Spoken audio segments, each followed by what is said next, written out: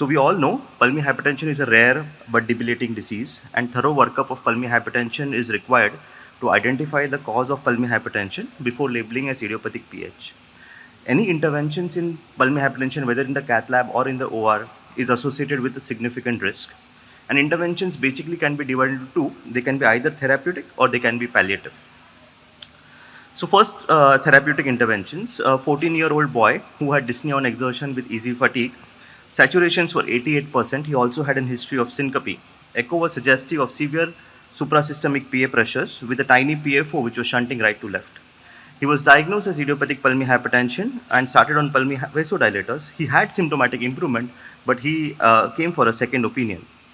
Echo was almost same as what was before, but we did an ultrasound, and in the ultrasound we found that there was a huge communicating channel between the inferior mesenteric vein to the IVC, and this diagnosis was confirmed on a CT scan. We can see that's a huge communicating channel from the portal venous system to the systemic venous system, what we call as Abernethy malformation. So this was his cardiac cath findings with PA pressures which were almost systemic, with a cardiac index, if you note, was very high.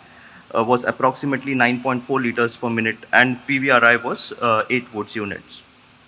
This is the cath finding, a portal venogram, which is something similar to what we saw on the CT scan. We close this with a device, and we can see the portal venous flow in the last section of the slide, in which we can see the good portal venous flow has been established. He was slowly weaned off pulmonary vasodilators over time. Echo was suggestive of mild PH with normal systolic function at the end of 1 year. We also did a cath in him. In the mean PA pressure was 26, which was near normal, and cardiac index had dropped to 3. Post this, we have had a series of cases in which Abernethy malformation was cause of pulmonary hypertension, and we published our data of 11 such cases at different levels of the malformations, and after closing we have cath quite a few of them in which the PA pressures have come down to normal. The next patient is a 5-day-old child who was birth weight of 3.2 kilos with a tachypnea and tachycardia and saturation of 70%, which was improving with O2 to 82%. Echo was suggestive of a small VSD with severe pulmonary hypertension. Sorry, I don't think it's moving. But there is a small VSD with a severe pulmonary hypertension which is shunting predominantly right to left. And in the first one, you can see that there is a pulmonary veins which are coming into the hepatic veins. She also had a small PDA which was shunting bidirectionally. We did an angio, and in the angio we can see there's a huge collateral which is coming from the descending aorta and going into the right lower lung. The right lung by itself is hypoplastic, so this was scimitar syndrome. So we'll coil occluded this collateral, and the patient is now 4 years old with functional class 2. She is not on any medications. The VSD and the PD have closed spontaneously, and there is normal RV function with normal PA pressures. Now coming to palliative procedures in pulmonary arterial hypertension. So it's done usually in drug refractory PH, and it's a well-known phenomenon that the patients with Eisenmenger syndrome have much better prognosis as to those with as compared to those with idiopathic pulmonary arterial hypertension. And creation of an interatrial or a communication in the great vessels results in improvement in cardiac function and improvement in the functional class. So creation of an interatrial communication between the left atrium and the right atrium by doing a balloon atrial septostomy is a very well-known and a very old procedure which has been done for pulmonary arterial hypertension. It unloads the right atrium, improves the left atrial filling, increases the LV increases the LV filling, and thus improves the patient's symptomatic status. 86% of the patients have been known to survive the procedure, and 90% show improvement in functional capacity. However, over a period of time, if it's a balloon dilatation has been done, then it has been known to decrease over time, and desaturated blood is supplied both to the upper as well as the lower parts of the body. So to cater to the patients who were decreasing in the size of the ASD over time, Dr. Shiv Kumar and his team have published a case series of 35 patients who underwent an atrial flow regulator, in which there was a preformed hole which was there in an ASD device. And follow-up data was available on 27 patients, and most of the patients had shown significant improvement in functional class and significant improvement in 6-minute walk test. However, this device is probably not available in India for commercial use as of now. So as we can see, most of the patients had improvement in the 6-minute walk test, had decrease in the NT-proBNP, and an improvement in the functional class. The next palliative procedure which we are going to talk of is creation of a communication at a great artery level, which we call as a reverse port shunt.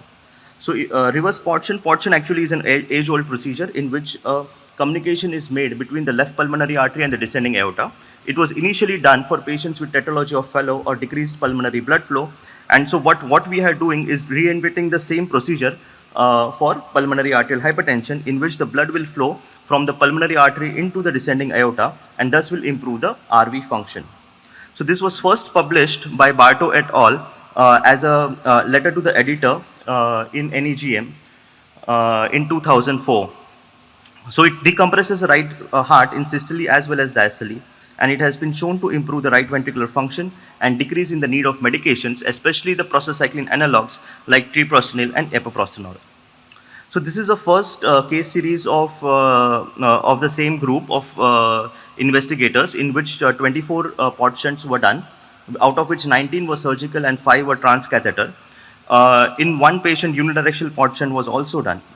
Severe complications, including deaths, occurred in 3 patients. There were 21 survivors who showed improvement in functional class, 6-minute walk test, NT-proBNP. None of them had syncope over the period of time, no overt right heart failure, and epoprostenol was weaned in all of the patients. However, one patient required a double lung transplant 6 years after the procedure. Following this first publications, there has been a series of publications of usefulness of reverse port shunt in pulmonary hypertension, including our own publication in 2021 in Indian Heart Journal, in which we described the utility of this procedure in 16 patients. There has also been a multicentric study of 110 patients between US and Europe, in which they have described that doing the port shunt at appropriate time also improves the right heart function and decreases the need of medications. So what are the advantages of port shunt? It decompresses both in systole as well as diastole, unlike the atrial flow regulator or the atrial septostomy, which decompresses only in diastole. Desaturated blood is supplied only to the lower half of the body because the connection is between the left pulmonary artery and the descending aorta. The coronaries and the cerebral circulation receive normally saturated blood. It's unlikely to decrease in size over time, especially if there is an end-to-end communication in the children. It has been shown to increase with the age of the patient. And there is improvement in clinical, echocardiographic, biochemical parameters, which allows us to decrease the medications in these patients. Port shunt can be done surgically. It can be done by lateral thoracotomy or a midline sternotomy. It can also be done in transcatheter in the cath lab by stenting a propatent PDA or simultaneous perforation of the aorta and the pulmonary artery in absence of a PDA. So what is our experience? We had 52 patients who were in functional class 3 or 4 with idiopathic pulmonary hypertension, who were counseled for port shunt, out of which 24 agreed to undergo the procedure. 21 of them had underwent surgical shunt and 3 underwent PDA stenting. We had 3 immediate mortality in the surgical group and none in the PDA stent group. And we have a median follow-up of 2.7 years. There were 3 late deaths, 5, 6 and 30 months post-procedure, 2 because of progressive right heart failure and 1 due to lower respiratory tract infection. So you can see the survival in the patients. The green one is the one which shows the survival in the patients who have undergone a port shunt. They have a much better survival as to the general cohort. However, if the patients were more than 16 years of age, if the patient's RV function was bad and the cardiac index was less than 2, they were associated with worse prognosis. So especially in the patients who were older than 16 years of age, the surgical port shunts was not having a good results. And that's why we decided that it can be try transcatheter port shunt in the patients with absence of PDA. We did it in 4 patients, out of which 3 were females and 1 was male, age ranging from 27 to 42 years. All of them were in functional class 3 and 4 despite maximum medical therapy, and all of them had suprasystemic PA pressures and were not willing for a lung transplant. So this is a simultaneous injection between the descending aorta and the left pulmonary artery. We can see they are very close to each other. One is in the RAO view and one is in the lateral view. Then we place the snare in the left pulmonary artery, and using a combination of a microcatheter and a Bailey's wire, we puncture the aorta and the pulmonary artery simultaneously by applying an electrocautery at the distal end. Once that is done, we snare the same from the pulmonary artery and form an aortopulmonary loop, and we use front loading technique of with the balloon, and then take the sheath across the pulmonary artery into the aorta. Following this, we have placed a covered stent in between the pulmonary artery and the descending aorta, and thus creating a non-restrictive communication between the. So we can see in the left part of the screen that there is a good communication between the left pulmonary artery and the descending aorta, and a port shunt has been created.